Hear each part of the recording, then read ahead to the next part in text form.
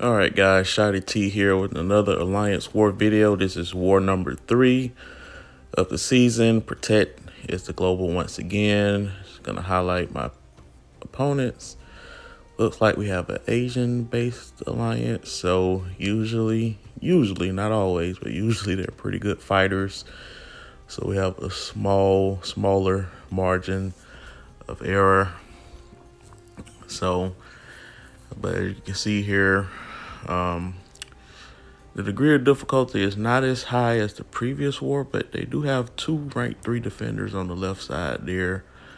And you got a rank 3 SIG 200 Iron Man Infinity War. And he also has a rank 3 Nick Fury. But all in all, I mean, compared to the last war, it's much scaled down. I mean, you got a Domino right there on Spite, which can be tricky. Let me say, nothing too much to worry about there.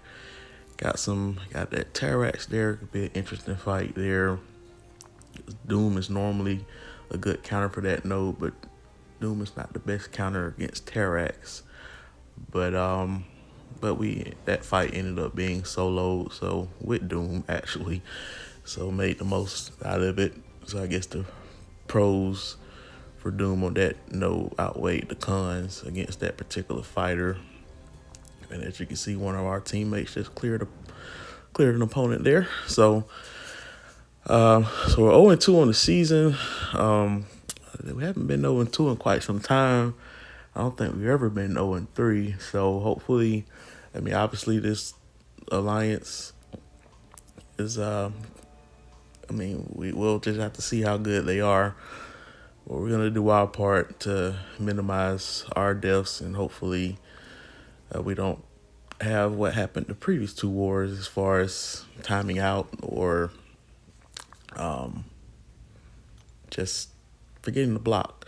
So we're going to use Magic, Claire, and we're going to use our trusty sidekick, White Magneto. So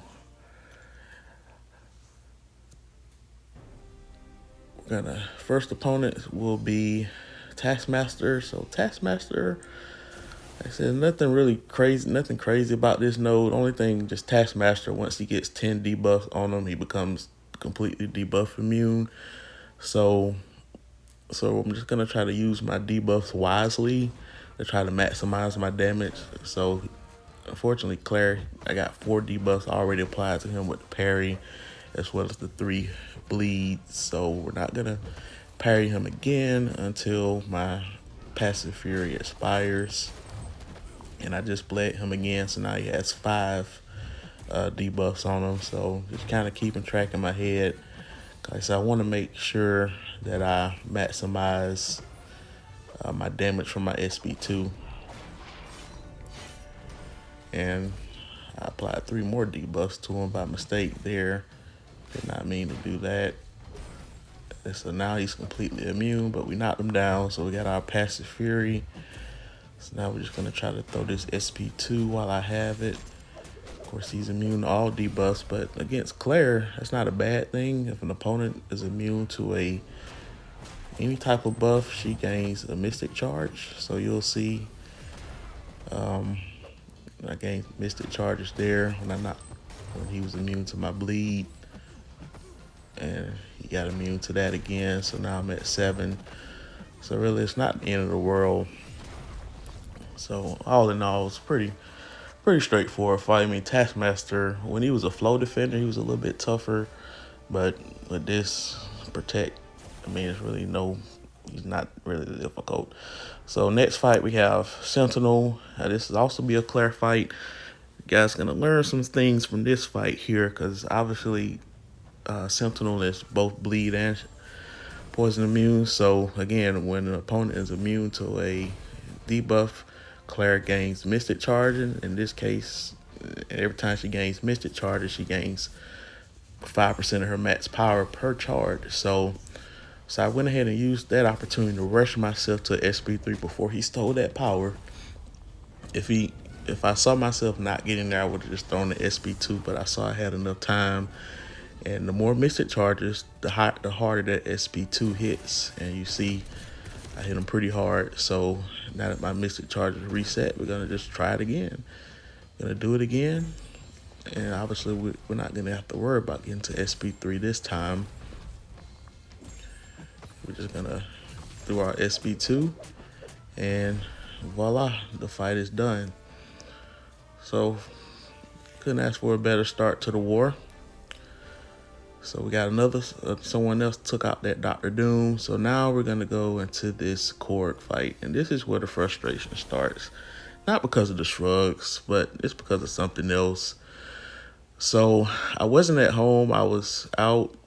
I do play poker, I was at this place, but I got good reception. And usually I don't use Wi-Fi anyway. My data is enough, but I'm noticing that I'm getting lag already. As you can see there, I'm choosing the boost, but it's taking a while to register. So I'm saying, oh boy, here we go. But it went through. So now I'm gonna try to apply the pre-fight. So again, you see I hit that activate button, but it hasn't registered yet. So I'm like, are we gonna register here? So now I'm kind of worried that this fight may time out while loading. I mean, obviously if it times out here, then I'm not gonna lose a bonus, but it applied. So I said, okay, let's try to go ahead and get in the fight. I probably should have just restarted the game right there just to eliminate any shenanigans, because what you're gonna see here is this screen for the next few minutes. And actually I edited this video to make it shorter. All in all, it ends up being 5 minutes of me just staring at the screen. And I even checked my phone to see how many bars I got. So I'm like, come on, man. And you don't even see the red little Wi-Fi symbol on the bottom right. So it's not even that. It's just, it's decided to just have a loading timeout. And we're still loading.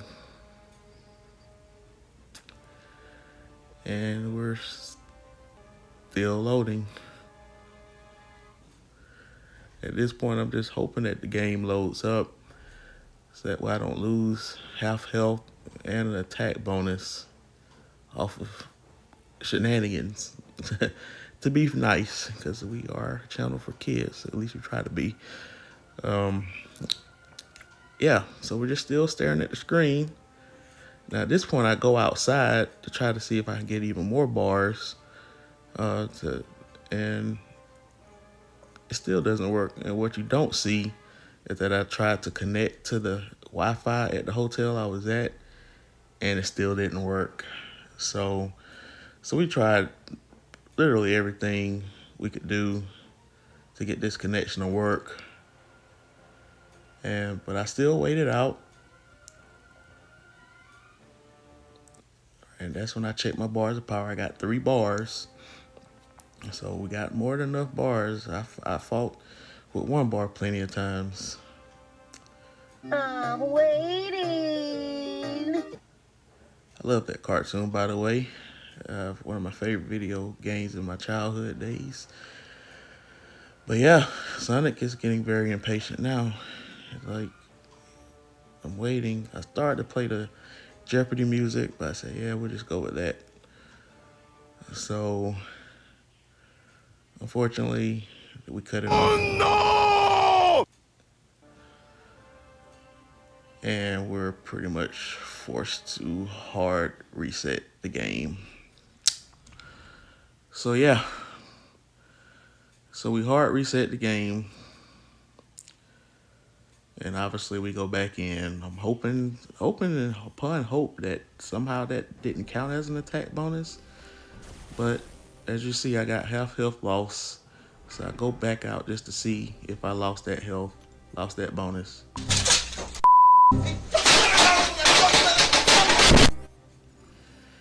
And yeah, I lost the bonus. So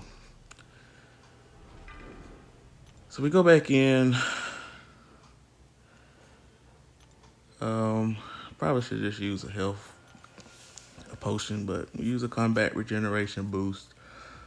Um, probably didn't have to use any boosts in hindsight because she heals herself. But just want to make sure I gave myself a buffer in case I get hit by his SP1 with a couple of prowess charges. But yeah, it's pretty frustrating, man. I haven't personally had that happen to me at all since I got this new phone, because the previous phone I had a lot of issues. Like it'll literally time out. I wouldn't even get the luxury of just staring at a screen. It'll like time out.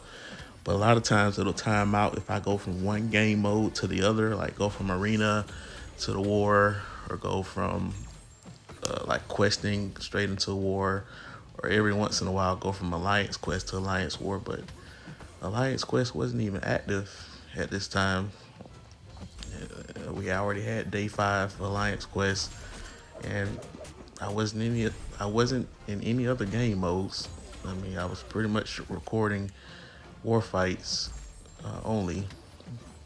So I mean, it's a lot of stuff that just needs to get fixed. Obviously, I know some people had some comments on the Odin nerf buff. Um, Basically, with him, the synergies that he has doesn't stack by more than one. Basically, it's almost like White Magneto, where you cannot stack more than one White Magneto pre-fight to a champ. So they pretty much did the same thing for Odin, because apparently before the nerf buff, you can actually use multiple Odins. So if you had you can have a 3-star Odin, a 4-star, a 5-star, and a 6-star, and you can apply that pre-fight to that whatever champ that you were using it to, up to 4 sets of pre-fight, and just make them OP. But the command decided not to to get rid of that, where you can only just stack one set. Because I guess for competitive disadvantage purposes, for Legends run, I guess. Of course, in Act 7, you can only bring 5 and 6-star champs. So if someone had the advantage of having a 5 and a 6-star Odin, I guess they would be able to get through the speed run quicker than someone that only had one version of Odin. So I guess that's why they did it, and I guess because of that, they're gonna buff him. So they said they'll be buffing him sometime in May, so we'll see what the buff looks like. Cause he's pretty much was a support character. I mean, he probably had some offensive abilities, but it was mostly off his awakened ability. So hopefully they'll make it to where he's viable as a fighter. Because there are a lot of support characters that have great team synergy, but they're good fighters, like Apocalypse, Professor X, who I'm fighting now, Nick Fury. He definitely has a great synergy for a lot of champs, but he's a great fighter on his own. So hopefully they'll fix Odin the way he's viable. So this Professor X fight here is on Mixed Master. So we use Claire, and I use her because she makes the fight a little bit less difficult, because obviously her buff immunity prevents the unstoppable and the evade charges from coming. And as I said in previous videos, he has such a long recovery time from his special attacks. It's pretty easy just to go in there, or well, in this case, you can, by the time he recovers, the Footloose timer has worn out. So the only thing you really have to be aware of is that falter timer. So whenever it expires, you want to make sure that the next attack that you whiff on purpose. So you can either do that after he throws a special, assuming that he doesn't have the Footloose active, if it's nullified, or you can just do a regular parry and just miss on purpose. So, but that fight was pretty easy. So next we got a Nova, and apparently I still have my power boost from the previous fight. So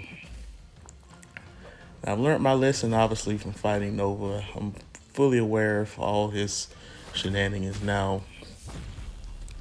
So if he has 50 or more Or pretty much every time you try to intercept him while he has a Fury active, he's gonna auto block you.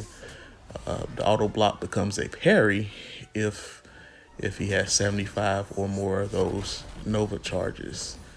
Also, if you parry him when he has 50 or more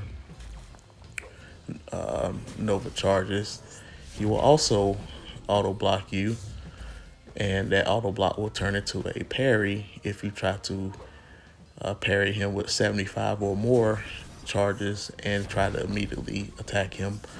So it's hard to explain, but it's in his profile. I mean, as I mentioned, you can get very far in this game if you just look at champion profiles, because it's all there. Reading is fundamental. But I mean, sometimes it's hard to interpret what it is, but I may do some videos to try to highlight some champs and their abilities. One of these days, I may decide to just do it in alphabetical order. But I'll try to do it in relevance to like people that you see on War Defense. I did like a Defender Spotlight series probably a few months ago. Kind of got away from it. Like I said, I had a lot of stuff going on. It was a lot of videos and also memory. And I was in the process of getting that new phone. So unfortunately, he was unblockable right there. So it was kind of bad timing with his Nova charges being at 100. And then he just happened to be where he was throwing an SP2. So that SP2 nearly killed me. So that was the scary moment of the fight there. But everything else after that gets pretty straightforward.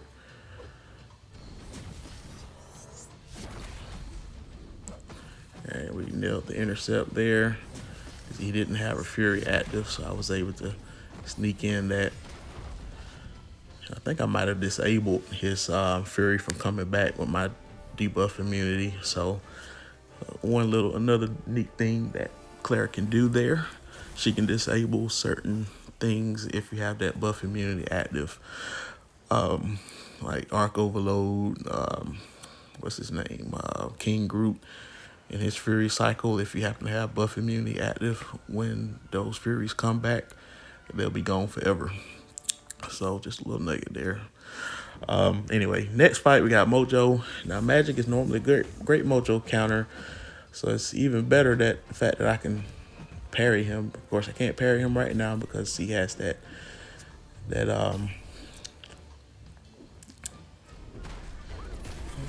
what's that thing called? That prompt active. So I have to be careful. So I have to watch my prompts. And right now I'm taking some early damage. I'm trying to wait for that to expire. So now don't want those hater buffs to pile up quickly.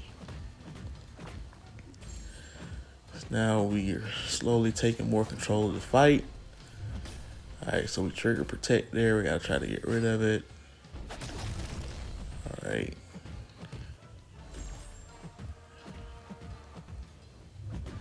Alright, there we go. Got that intercept. So now we're in the driver's seat. And he actually intercepted me that time. But we got Limbo. Heal some of that back.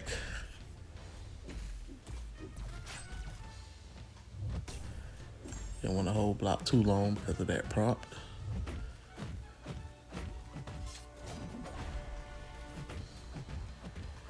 There we go.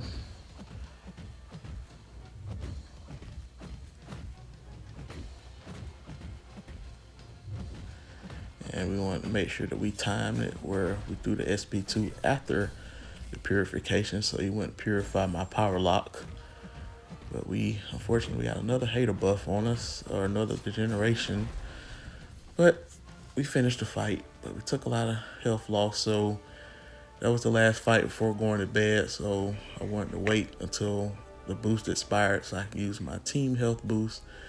I used the team health potion for Claire and Magic. So yeah, we're going to bed there. So we applied the big boy team health potion. So we wake up, we got a pretty good lead in RBG. Got 2 deaths to their 11. And see, as we are as an alliance, unfortunately, we're down 30-29, and they have only 3 of our fights left. So, and they got perfect diversity, so the war is already lost again, unfortunately. So at this point, I said, okay, well, there's no point of me boosting, using potions for these last few fights. So I still got a war video to post, so I'm gonna just show you guys, give you guys some lessons to learn still in losses. You can still learn lessons in a loss. So figured showcase you some knowledge. So Annihilus, I mean, he's pretty straightforward to fight. Now, unfortunately, I apparently can't punish his SP2. It might be a small opening where you can go in. I might have waited too late, but obviously I'm not going to take that chance the rest of this fight. But the main thing against him is that you can dash back light counter, or if you got a long enough reach to light counter. Otherwise, you can just dash back medium counter with anyone whenever he comes at you with his dashing medium. So you'll see it right here. So I'm just setting it up right now. Dash back light counter. So we bait a heavy. And obviously we're gonna try to bait the SP1. There we go. Now the SP1 you can go in and punish. And this is gonna push him to SP2 once again.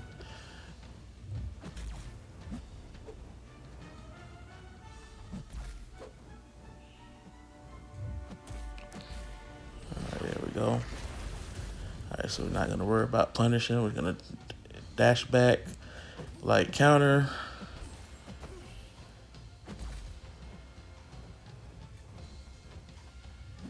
Dash back, light counter. SP2, heal ourselves back. We're gonna do it one more time. For good measure. Dash back, light counter. And he's done. So that's how you deal with the Annihilus without even parrying him. So we're gonna use Claire for this fight. I've gotten quite used to using her against Thing on this node. And again, we're not gonna use any boosts because the war is already lost. So trick protection there.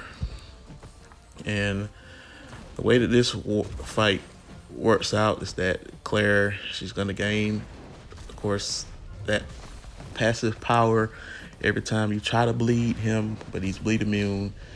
By the time she gets to 20 Mystic Charges, I'll be exactly at 2 bars of power, so I'll be able to throw my SP2 to heal back any lost health from the block damage that I took throughout the fight. So as you can see there, got my 15 rock stats. And of course, her bleed phase can control the rock stats better. Every time you do a second medium, it diminishes his rock stats by 2. But it also gains him some passive fury as well. So the block damage is only going to get worse the longer the fight goes. But with Claire, really not nothing to worry about. Plus, this is her last fight of the war anyway, so as long as my health is not in serious jeopardy, we're fine. Just need to make sure I don't parry him by accident. Because every time I finish a combo, I'm immediately holding backwards. So that's why if you do that, you'll never worry about parrying the opponent. So when you look at the video, it seems like I am parrying him, but I'm immediately holding back. Every time I attempt any type of combo, I'm immediately holding back just to prevent any chance of trying to parry stun this guy. So we got 17 charges. Like I said, we're almost at 20, which again will put me exactly at 2 bars of power. And we're trying to line up the SP2 to where it gets him to 15 stacks. Again, it's 8 hits. So we started the combo when he had 7 rock stats, and we finished, he's at 15. So again, just little things like that. So now we cannot gain any more power unless we bleed or poison him at this point. because I have 20 Mystic Charges. I can't gain any more passive power unless I throw an SP3 to reset the charges. But I'm not going to reach an SP3 in this fight, so now just about managing the rock stacks.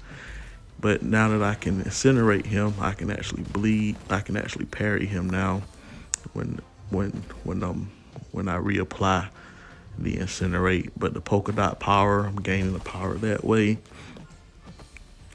All right, so we just got rid of the rock stats again.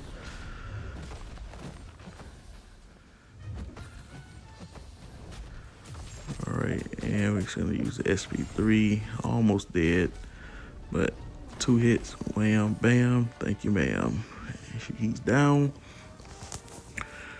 All right, still gonna play it smart. Don't have the best option against Killmonger. Technically, could use magic against him, but I'm saving her for the boss. And again, we're not using items, so I don't want to lose any unnecessary health.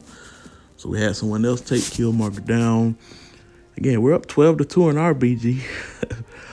But now the deficit has ballooned to 47-30, and they're already done. So this you're gonna be in for a treat with this war fight, this boss fight though. I'm gonna try something that I was gonna try in the off season, but since this war is already lost, this is a good opportunity to try this in this fight, and you'll see. I talked about it in the first war video using magic. So obviously we're not using any power boosts, no power start boost, no mystic boost, no champion health attack boost. So all this damage and attack that you're seeing is base rated. The only thing I got boosted is that only boost I got is that white Magneto pre-fight. So that's all I got. So there's gonna be a lot of block damage there, but once we get the 2 bars of power, there's gonna be less of those specials thrown, so we can control the power throughout the rest of the fight.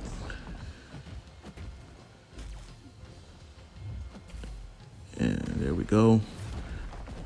And he's power locked. So what the idea here, as you see with this node, every few seconds the opponent gains a physical resistance and an energy resistance buff. And as I mentioned on that very first war video, I wanted to see how hard magic SP3 hits. Sorry about the interruption there. I had a phone call in the middle of recording this video. But as you can see here, magic, when she throws an SP3, her attack rating for that SP3 is increased by a certain amount based on how many buffs the opponent has on them. And also the SP3, it nullifies all debuffs, all buffs on the opponent. So the idea here is to not only have the SP3 hit hard, but also nullify enough of the debuffs, the buffs that he has, to put me right back to 2 bars of power or close to it based off my level of Mystic Dispersion. So this is another opportunity to see how much power is gained from 10 buffs, and it got me exactly 2 bars of power. So, as you can see there, that SP3 took a good chunk of his health. Good chunk. Because obviously, if I would have tried to do the regular magic cycle all fight, I would have timed out, because those buffs are just gonna keep stacking up. So that's really, so I learned something here, because the first war I was fully boosted, power boost. I think it took me 312 hits, but you're gonna see that this fight, it did not take me 312 hits because of that SP3. So I do the magic cycle, let the buffs build up. I want to set my SP3 up to hit real hard. I don't want to throw it right away. And plus, I want to make sure that I'm controlling his power, because I don't want to throw an SP3 where I'm starting below a bar of power and then have to worry about him throwing another special himself. So it's a lot of things to manage here. So we're going to throw another SP3 there. And as you can see, timing is pretty good. I could probably get by with this magic cycling, backdraft cycle, the rest of the fight without even throwing another SP3. But I just wanted to do it again. So we trigger protect there with that SP2. So now he has 9 buffs. So now I know it takes 10 buffs on him to be able to get the 2 bars of power. So that's stored in my memory bank. And obviously this is assuming that Mystic Dispersion is level 4. If you have a lower level Mystic Dispersion, then you probably have more buffs on him before you throw your SP3. So he has 11 buffs on him now. And again, he hasn't thrown a special since the beginning, so we're still controlling his power at the same time. So we steal that. So now we're just gonna finish him off in style with the SP3. He's still power locked. SP2 would probably kill him right now, but again, we pretty much got him. We know that this SP3 is gonna overkill now. He has 14 buffs. The first swipe should kill him. Bam. That probably would have taken like 25 to 35% of his health right there. But I hope you guys enjoyed that video. Again, we lost. We're 0-3. We're back in tier 5. I don't know how long that's been since we've been there. But hopefully this next war, which is currently going on, we can win this and then get back on the bright side of things. But please like, share, and subscribe, and hope you have a great day.